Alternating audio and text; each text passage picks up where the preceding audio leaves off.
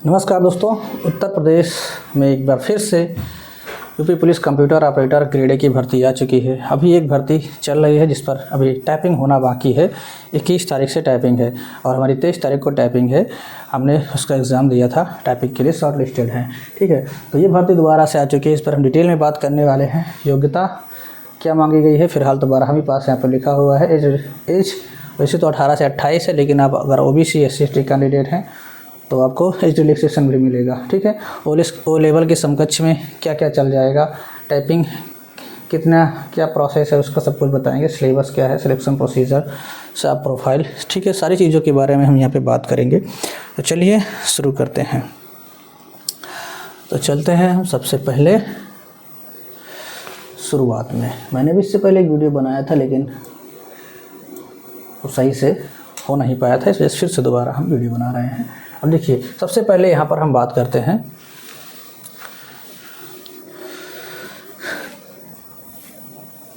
Vacancy की। तो 1352 total यहाँ पर वैकेंसी हैं और इस पद का क्या नाम है, कंप्यूटर ऑपरेटर ग्रेड ए, है ना। और यहाँ पर अगर आप देखेंगे तो इसका जो पे बैंड है वो 5200 से लेकर के 20,200 तक है। 2400 ग्रेड पे की ये वैकेंसी है ना।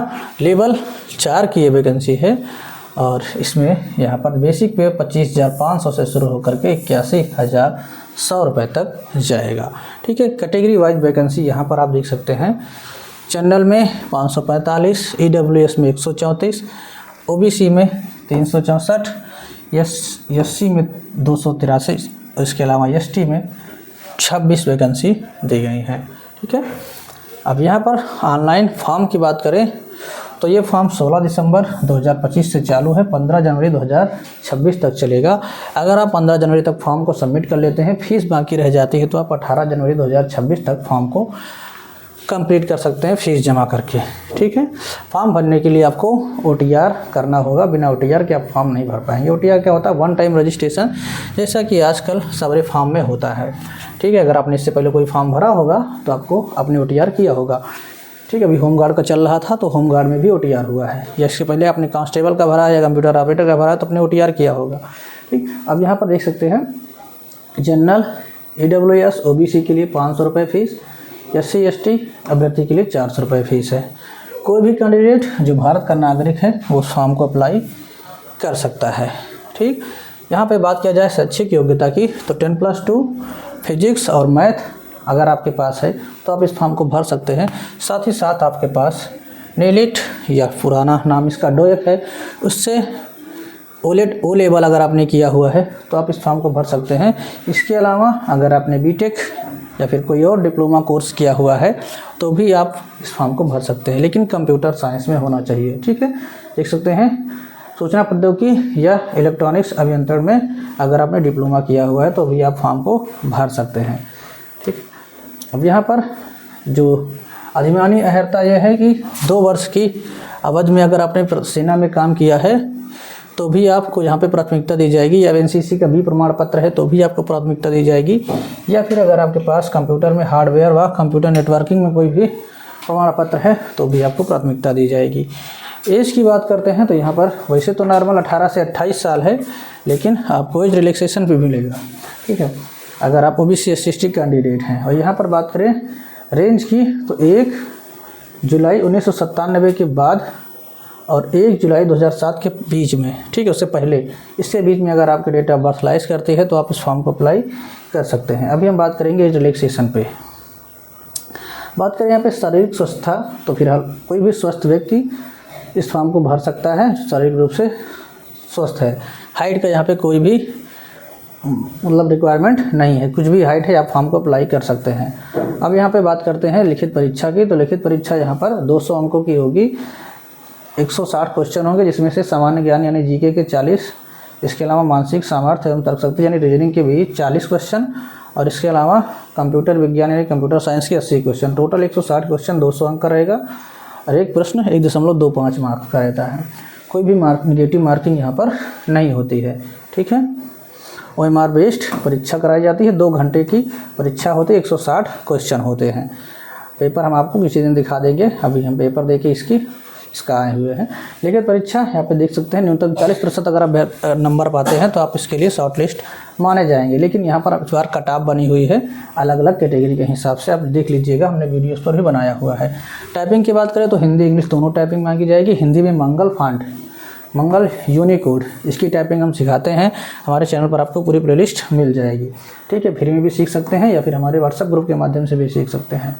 हिंदी में कम से कम 25 शब्द और इंग्लिश में कम से कम 30 शब्द की प्रति मिनट की स्पीड से टाइपिंग आपको करना है। 15-15 मिनट की टाइपिंग कराई जाएगी, ये चीज़ आपको ध्यान देना है। 85% कम से कम एक्यूरेसी होनी चाहिए। अब आगे चलते हैं। यहाँ पर कोई भी वेटिंग लिस्ट नहीं होगी। सबसे पहले आपका एग्ज़ाम होगा, एग्ज़ाम के बाद टाइपिंग होगी, टाइपिंग के बाद डीबी होगी, उसके बाद फिर जो मेडिकल होगा, फिर फाइनल, उसके बाद ज्वाइनिंग हो जाएगी, ठीक। अब यहाँ पर एज रिलैक्सेशन की बात करते हैं। तो एज रिलैक्सेशन में यहाँ पर आपको छूट मिलेगी। देखिए, एससी के 5 वर्ष, एसटी की 5 वर्ष और ओबीसी के भी 5 वर्ष यहाँ पर छूट दी गई है। इसके अलावा अगर आप भूतपूर्व सैनिक हैं तो आपको 3 वर्ष की यहाँ पर रिलैक्सेशन देखने को मिलेगा, ठीक है। अब बात करते हैं डॉक्यूमेंट की। तो वैसे तो इसमें हाई स्कूल, इंटर समान कम से कम लगेगा। इसके अलावा निवास प्रमाण पत्र अगर आप यूपी के हैं, और जाति प्रमाण पत्र अगर आप ओबीसी SC ST कैंडिडेट है तो। अब यहाँ देख सकते हैं कि अगर ओबीसी के कैंडिडेट है तो उसका जो जाति प्रमाण पत्र है वो 1 अप्रैल 2025 के बाद का होना चाहिए और लास्ट डेट के पहले का होना चाहिए। ये आपको ध्यान देना है, ठीक है। तो नया ही लगेगा। इसके अलावा ऑनलाइन प्रोसेस है, आपका OTR करना है। OTR के बाद पूरा फॉर्म आपको भरना है स्टेप बाय स्टेप। उस पर हम अलग से एक वीडियो इसके बाद बना देंगे, किस तरह से भरना है, आप उसको देखकर भर लीजिएगा। अब हम बात करते हैं यहाँ पर अधिमानी अर्हता।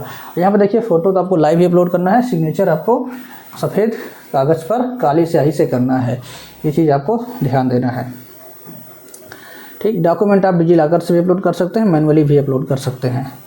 और आगे चलते हैं। हेल्पलाइन नंबर दिया गया है, कोई समस्या है तो आप यहाँ पर कॉल करके बात भी कर सकते हैं, ठीक है। और इसके अलावा ये देखिए, समकक्षता वाला यहाँ पर दिया गया है। अगर आपके पास O लेवल है नीलिट या डोएक से तो बहुत ही अच्छा है। इसके अलावा किसी भी यूनिवर्सिटी से अगर आपने कोई कोर्स किया हुआ है तो भी चल जाएगा। कोई डिप्लोमा है, ITI का कोपा है, वो भी चल जाएगा।